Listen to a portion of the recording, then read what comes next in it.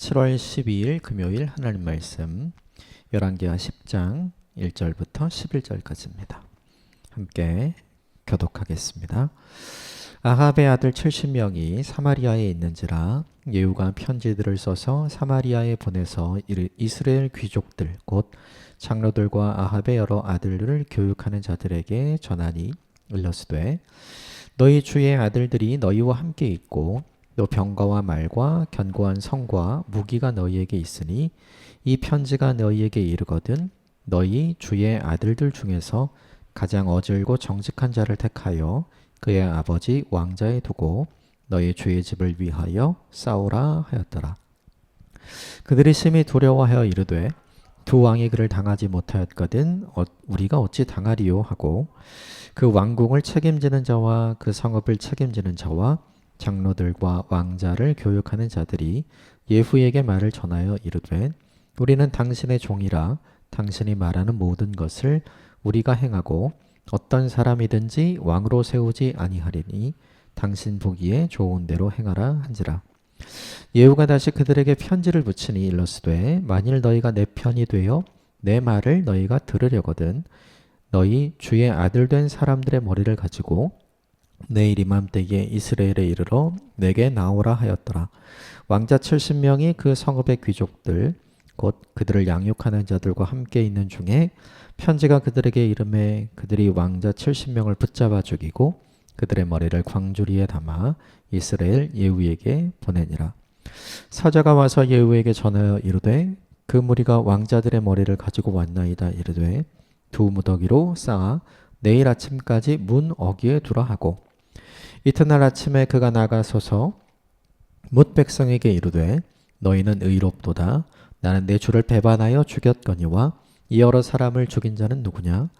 그런즉 이제 너희는 알라. 곧 여호와께서 아합의 집에 대하여 하신 말씀은 하나도 땅에 떨어지지 아니하리라. 여호와께서 그의 종 엘리야를 통하여 하신 말씀을 이제 이루셨도다 하니라.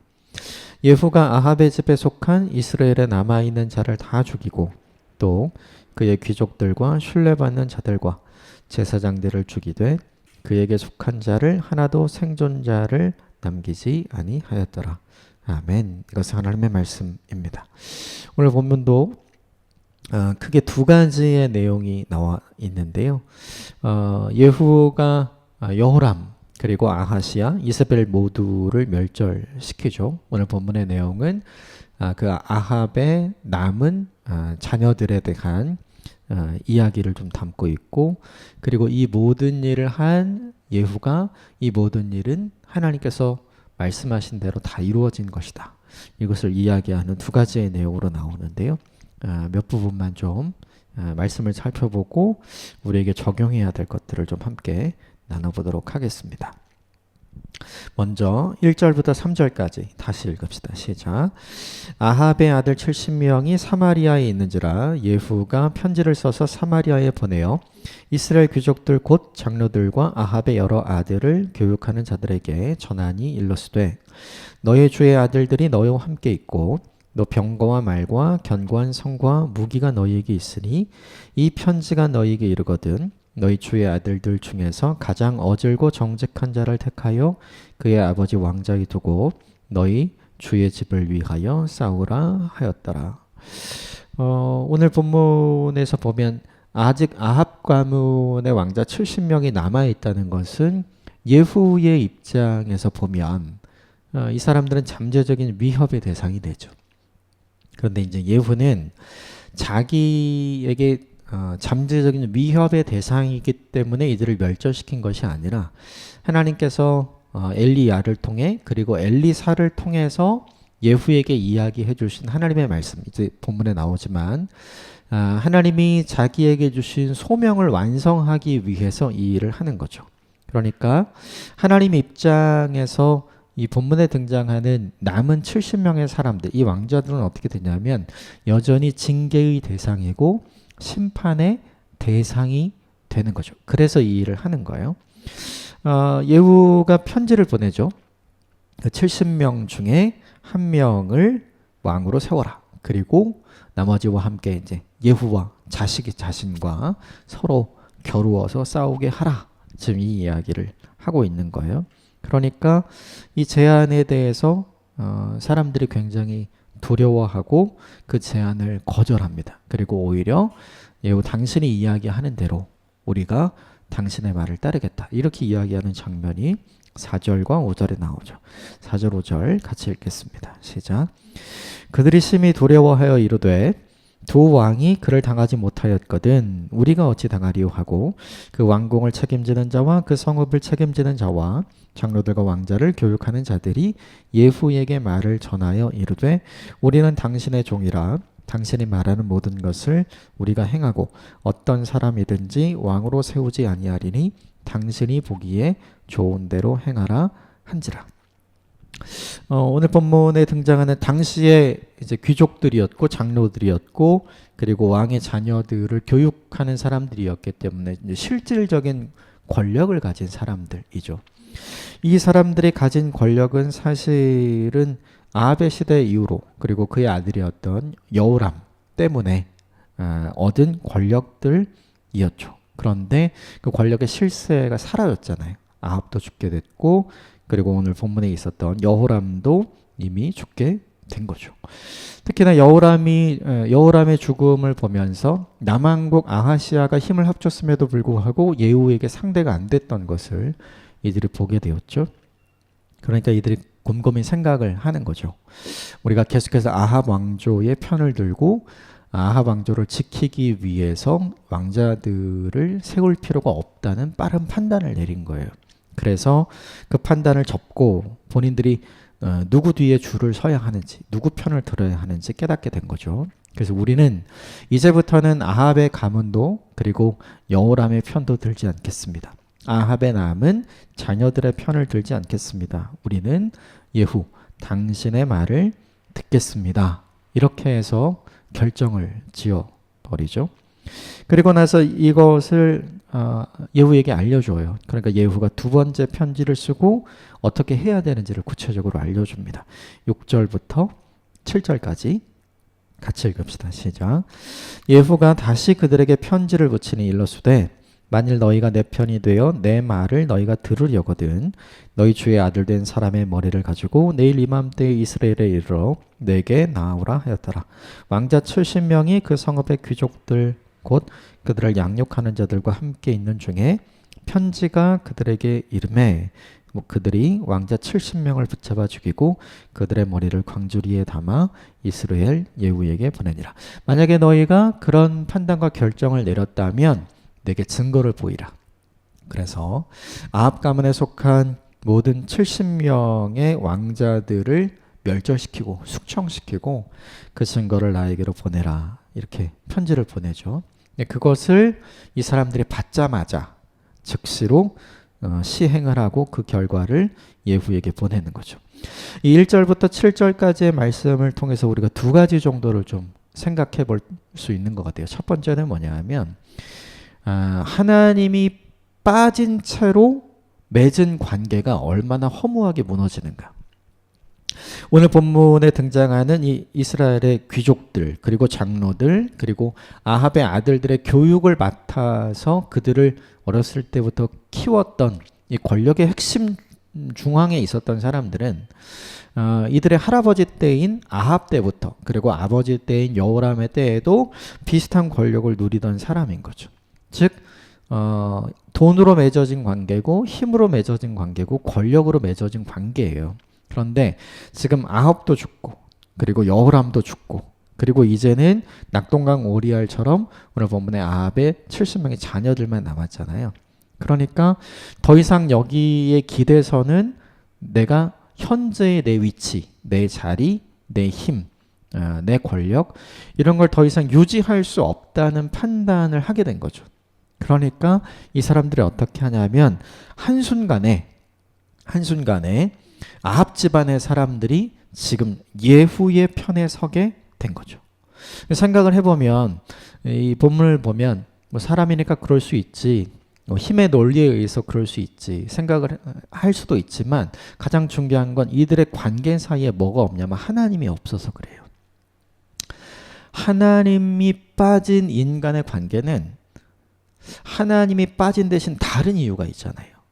그 다른 이유가 있으면 든든하게 모여지지만 그 다른 이유가 사라지면 얼마나 허무하게 모래성처럼 무너지는지를 이 본문이 보여주는 거죠. 돈 때문에 사람들이 끈끈하게 모일 수 있죠. 그런데 핵심적인 이유였던 돈이 사라지면 더 이상 그 관계를 유지할 이유가 없어지는 거예요. 힘 때문에, 권력 때문에 사람들이 함께 모여서 협력할 수 있죠. 서로 좋은 관계를 맺을 수 있죠. 그런데 핵심적인 이유였던 그 권력이 사라지면 더 이상 내가 그 사람들과 가까워질 필요가 전혀 없게 되는 거죠. 그래서 무엇보다 중요한 게 뭐냐 하면 하나님이 없는 인간관계가 얼마나 쉽게 허물어지고 얼마나 쉽게 배신으로 마무리가 되는지를 보여주는 거죠. 이걸 우리에게 적용을 해볼 필요가 있는 것 같아요. 나와 너 사이 혹은 우리 사이에 우리한테 중요한 관계 맺음은 무엇이냐면 그 중간에 하나님이 있는 관계. 그러니까 하나님 때문에 모인 관계.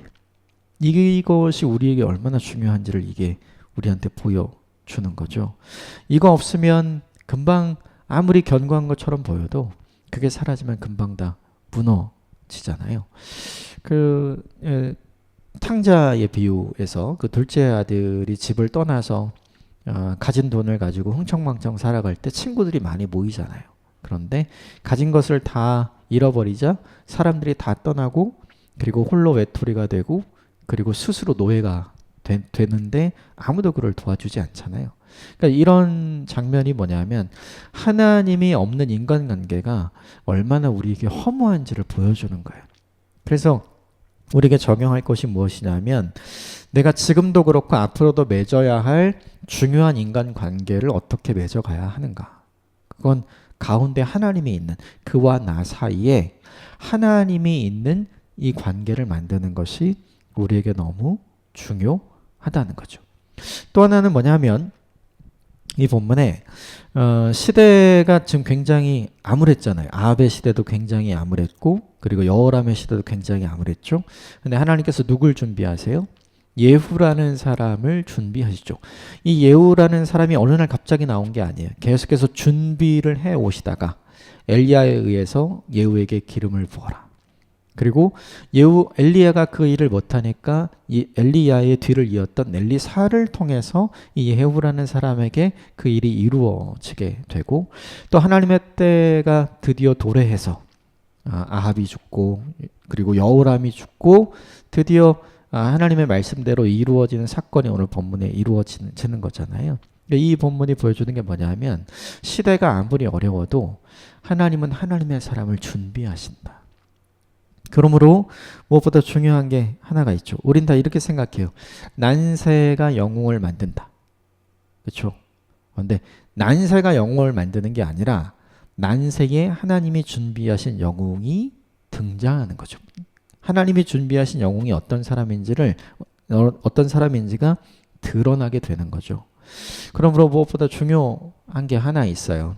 그것은 뭐냐면 아무리 시대가 어려워도 아무리 시대가 아무래도 하나님이 준비하신 하나님의 역사를 보게 되는 때가 있다. 그것을 기대하고 그것을 소망하고 그것을 희망하는 믿음이 사실 우리에게 필요한 거죠. 그래서 시대를 보면 우리가 그런 낙심 많이 하잖아요. 하나님을 도무지 찾는 사람도 없고 하나님을 말하는 사람도 없고 하나님을 믿으려고 하는 사람도 없다. 이렇게 해서 굉장히 암울하게만 보잖아요. 그런데 이런 시대에도 하나님의 차곡차곡 준비해 놓으신 하나님의 사람들이 곳곳에서 일어나고 있고 여전히 영향력을 발휘하는 것을 지금도 우리가 보잖아요. 우리에게 적용할 건 뭐냐면 그 사람이 내가 되지 말라는 법이 없거든요. 가장 시대가 어려운 그때 하나님의 살아계심을 보여줄 수 있는 하나님의 영광을 드러내는 존재로 우리가 쓰임받을 수 있거든요. 그것을 기대하고 그것을 사모하는 저와 여러분이 되었으면 좋겠어요. 오늘 예후가 이제 그 일을 이야기하기 시작을 해요. 여러분 8절부터 10절까지 같이 볼까요? 시작. 사자가 와서 예후에게 전하여 이르되 그 무리가 왕자들의 머리를 가지고 왔나이다. 이르되 두 무더기로 쌓아 내일 아침까지 문어기에 두라 하고 이튿날 아침에 그가 나가서서 뭇 백성에게 이르되 너희는 의롭도다. 나는 내 주를 배반하여 죽였거니와 이 사람들을 죽인 자는 누구냐? 그런즉 이제 너희는 알라. 곧 여호와께서 아합의 집에 대하여 하신 말씀은 하나도 땅에 떨어지지 아니하리라. 여호와께서 그의 종 엘리야를 통하여 하신 말씀을 이제 이루셨도다 하니라. 이 사건을 통해서 오늘 본문의 예후가 보여준 게 있죠. 이것은 내가 만든 쿠데타가 아니다. 하나님께서 엘리야를 통해서 하셨던 그 약속의 말씀이 지금 이루어진 거다.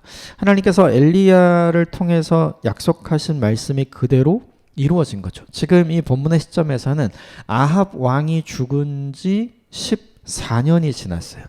네, 아합 왕의 시대의 한복판에 엘리야가 바알과 아세라 갈멜산의 사건이 있었잖아요. 그러니까 오늘 본문에 등장하는 14년보다 훨씬 더 이전에 하나님께서 엘리야를 통해 예후라는 사람이 일어날 것을 하나님께서 이야기하셨고 그를 통해서 북이스라엘의 새로운 영적인 부흥이 일어날 거라고 약속하신 내용이 이미 있었던 거죠. 그런데 되게 중요한 건 그게 오늘 이 본문의 시점이 되기까지 일어나기 전까지 사람들이 보지 못했잖아요. 하나님이 엘리야를 통해서 말씀하신 그 내용이 이루어지지 않은 것을 사람들이 봤잖아요. 그러니까 사람들은 그 말씀은 잊어버렸죠. 하나님께서 엘리야를 통해 이런 말씀을 하셨고 그 말씀이 이루어지기를 기다렸던 사람들이 있겠지만 실제로 그 말씀이 이루어지지 않은 채로 오늘 14년 이상의 시간이 지나갔단 말이에요. 그러니까 사람들이 하나님께서 엘리야를 통해 말씀하신 그 말씀은 이제 이루어지지 않아. 모두 엘리야가 했던 그 말 무시하는 시대의 사람들이 된 거죠. 그런데 사람들이 다 잊을 때쯤 이제는 그것은 더 이상 그런 일이 일어나지 않아 라고 할 때쯤 오늘 예후가 얘기해 주는 거예요. 이 모든 일은 하나님께서 이미 엘리야를 통해서 이야기한 것처럼 지금 이루어진 것이다. 이 본문을 보면 드러나는 것이 있죠. 오늘 본문에 예후가 드러내는 것이 있어요. 사실은 여호람을 자기가 죽였고 아하시아도 자기가 죽였고 그리고 아합의 남은 70명의 왕자들도 자기가 제안해서 자기가 직접 죽이진 않았지만 오늘 본문의 북이스라엘의 권력자들이 스스로 이 일을 한 거 아니에요. 이 모든 일은 사실은 자기가 한 거예요. 그러면 자기가 주목받고 자기가 전면에 드러나서 높임을 받을 수도 있겠죠. 그런데 오늘 이 본문에서 예후가 하는 일은 뭐냐면 이 모든 일은 내가 한 것 같지만 사실은 하나님이 계획하셨고 하나님이 하신 일입니다. 오늘 이 모든 일의 배후에 누가 있다고 이야기를 하냐면 하나님이 있다고 얘기를 해주는 거죠. 하나님을 잊어버리면 안 돼. 하나님은 말씀하신 대로 하시는 분이야. 하나님은 시건치 않으시는 분이야. 하나님은 거짓이 없으신 분이야. 지금 예후가 누굴 보여주냐면 이미 사람들이 다 무시하고 아니라고 안 된다고 생각했던 하나님의 말씀, 그 하나님을 다시 떠올리게 하는 거죠. 그렇다면 이건 뭐가 되냐면 굉장한 기회가 돼요. 지금 예후는 이 모든 책임이 나한테 있는 거 아니다. 자기 면피하려고 이걸 얘기한 게 아니에요. 그게 아니라 이 모든 일이 하나님께서 나를 통해서 하신 일이다라는 걸 알려주므로 사람들로 하여금 나의 위대함을 기억하고 떠올리게 하려는 것이 아니라 하나님의 위대하심을 드러내려고 하는 거예요. 그럼 왜 드러내려고 했을까요? 돌아올 기회를 주는 거죠. 하나님께서 결국 하나님이 말씀하신 대로 아합을 심판하셨고 그의 아들 여호람을 심판하셨고 그의 아내였던 이세벨도 심판하셨고 그의 모든 자녀들도 심판하시지 않았냐. 하나님의 엘리야를 통해 말씀하신 대로 다 그대로 이루어지지 않았냐. 너희는 돌아와야 된다. 너희는 돌이켜야 된다. 지금 이걸 알려주기 위해서 이 이야기를 하는 거죠. 시대는 암흑시대예요. 그런데 지금 유일하게 하나님을 이야기하는 예후가 등장하잖아요. 예후가 잘해서 생긴 게 아니죠. 하나님이 준비하신 때가 되니까 하나님이 준비하신 방법에 의해서 오늘 예후가 전면에 드러나는 놀라운 일이 생기게 된 거죠. 결국 이 일을 통해서 하나님께서 하시고자 했던 일은 무엇이냐면 북이스라엘의 모든 사람들이 그리고 권력의 핵심에 있던 사람들이 돌아오기를 원하셨던 거죠. 그런데 오늘 본문은 참 안타까워요. 마지막 절 좀 볼까요? 같이 읽읍시다. 시작. 예후가 아합 집에 속한 이스라엘에 남아있는 자를 다 죽이고 또 그의 귀족들과 신뢰받는 자들과 제사장들을 다 죽이되 그에게 속한 자를 하나도 생존자를 남기지 아니하였더라. 이제는 숙청이 끝난 것 같은데 숙청을 더 진행을 해요. 아합의 집안에 속한 이스라엘에 남아있는 모든 사람 그리고 귀족들, 신뢰받는 자들, 제사장들. 아까 예후가 보냈던 편지를 받은 사람들도 이 사람들의 일부는 속해요. 그러면 왜 이런 일을 했을까 생각을 해야죠. 이렇게 해서 이 모든 일이 하나님이 말씀하신 대로 다 이루어졌다. 이것은 하나님께서 당신들을 돌아오라고 하는 사인입니다를 지금 알려줬잖아요. 그런데 왜 그들을 또 이렇게 멸절시키고 그들을 숙청하게 되었는가? 이유는 되게 간단하죠. 그걸 인정하지 않는 거예요. 무슨 하나님이 해? 네가 한 일이지. 이렇게요. 하나님이 무슨 하나님 말씀하시는 대로 돼? 네가 네 뜻대로 한 거지. 이렇게 그 모든 일을 인정하지 않았기 때문에. 중요한 건 그렇게 인정하지 않으니까 어떤 일이 벌어지냐면 회개하지가 않는 거죠. 예후가 했던 말은 이 모든 일은 내가 한 일이 아니라 하나님이 하신 일입니다. 그래서 그런즉 이제는 너희는 알라 아합의 집에 대한 하나님의 모든 말씀이 이렇게 이루어진 거다. 이렇게 선포하잖아요. 근데 그것을 인정하지 않으니까 회개하지 않았죠. 이 회개하지 않은 사람들은 성문 어귀에 쌓여진 70명의 시신 그걸 보고도 전혀 회개하지 않은 거예요. 그렇다면 이 사람들은 어떤 사람인가? 이 사람들은 굉장히 고집스러운 사람이죠. 이 본문이 우리에게 보여주는 메시지가 있어요. 믿음은 우리로 하여금 생명을 얻게 하지만 고집은 우리로 하여금 하나님의 심판과 징계를 초래하게 하는 거예요. 사실 예후가 하나님의 이야기를 했던 이유는 그들에게 기회를 주고 그들이 회개해서 그들에게 새로운 생명의 기회를 주기 위함이었죠. 그런데 이들은 다 들었어요. 근데 인정 안 해요. 인정 안 하니까 회개 안 해요. 회개 안 하니까 계속해서 자기 고집대로 가는 거죠. 결국 이 본문이 우리에게 보여주는 것이 무엇인가? 기회가 없어서 죽은 게 아니에요. 기회가 없어서 오늘 본문에 심판받은 게 아닙니다. 기회는 있지만 그 기회를 발로 차버린 것이죠.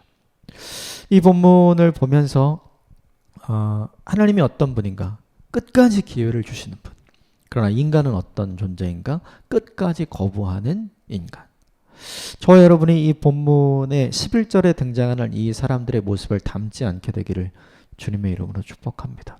우리는 하나님이 하신 일을 인정하고 하나님이 하신 일을 인정하기 때문에 회개할 수 있고 회개하는 마음으로 갖는 믿음을 주님 앞에 보여드려야 우리가 용서의 은혜를 덧입는 사람들이 되잖아요. 이것을 잊지 않았으면 좋겠어요. 오직 의인은 믿음으로 말미암아 사는 것이죠. 그런데 오직 불의한 사람은 고집으로 말미암아 죽는 거예요.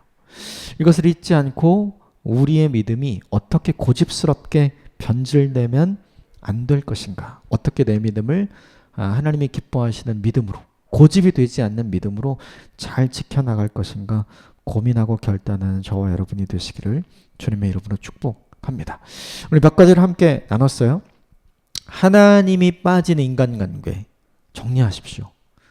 우리에게 무엇보다 중요한 인간관계는 너와 나 사이에 우리 사이에 하나님이 있는 인간관계예요. 시대가 아무리 암울하고 시대가 아무리 하나님을 부인하는 것 같아도 하나님은 하나님의 때에 하나님의 방법으로 하나님의 영광을 드러낼 하나님의 사람을 준비하십니다. 어쩌면 그게 저와 여러분일 수 있어요. 또 하나는 뭐냐 하면 예후죠. 결정적으로 자기를 주목시킬 수 있었죠. 그런데 예후는 결정적인 순간에 하나님을 주목시키시죠. 이 모든 일은 하나님이 하신 일이다. 사람이 한 일 같지만 하나님이 계획하시고 하나님이 진행한 일이에요. 무엇보다 우리는 고집이 아니라 믿음으로 살아야 합니다. 오늘 하루 그렇게 사는 하루가 되기를 바랍니다. 함께 기도하겠습니다.